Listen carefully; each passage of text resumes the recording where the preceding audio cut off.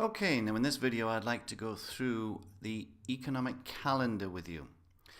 So from the Currency Connect website here, you want to go into the members area. And from the front page in the members area, you can see there's a link here, jump right to the economic calendar. So it takes a few seconds to load in. It's got a lot of JavaScript and so on and so forth. And here's our calendar for the week coming up. Right now it's Sunday, November the 10th. So this starts on the 11th, the 12th, and so on and so forth here. Now, one of the first things you want to do is right up here in the top right-hand corner where it says current time GMT. Just if you click on that, and it'll open up a separate little window. And you want to set this for where you are in relationship to Greenwich Mean Time. So we're in Calgary, so Greenwich Mean Time, or London time, is minus 7 hours from us. So if we click on that and we go set formats, what you're going to see down the right hand side here is the times are going to change to local time for you. So I'm just going to go set format here, goes in, recalculates the time, and hey presto, now all the times down here now are local Calgary times. So wherever you are in the world, you can figure that out. Now we can see that what we got going on is different economic announcements coming up for different countries. Here's a couple for the yen, or Japan rather.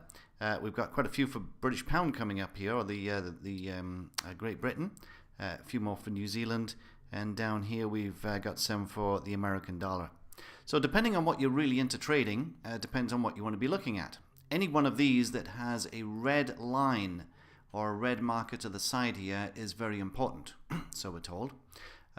So this one here is NAB Business Confidence, whatever that is. You can click on it and it actually comes up with a little explanation, the National Australia Bank Business Confidence Indicator, blah, blah, blah, blah, blah. And it kind of shows you what's happened, what's been going on in the past, and so on and so forth here. Now, specifically, we're interested in what's going on with the American dollar.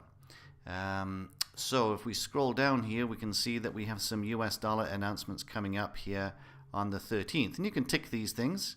There's also crude oil inventories. That's also an interesting one here. And for all intended purposes, you could literally print that out and keep it by your computer.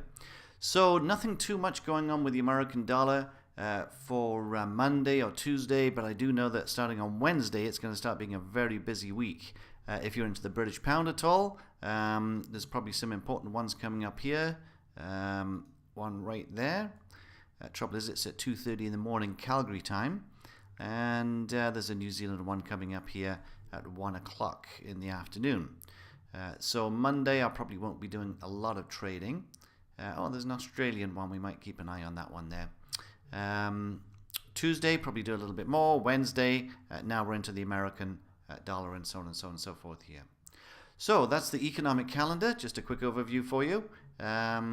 So go through these every Sunday. This is published on a Sunday, and keep track of what's happening when it's happening. Now, we don't know what's going to happen as a result of this, but we do know that if you're sitting at your computer watching, for instance, the Australian dollar at this time, if there's a movement that's going to occur, it's either going to go up or it's going to go down, or nothing's going to happen. But at least you're going to be in the right place at the right time. And then again, we wait for the market to act. We get confirmation there's a trend that's occurring. Then we react to the marketplace there. So I hope this has been good, and look forward to seeing you online in some of our trainings.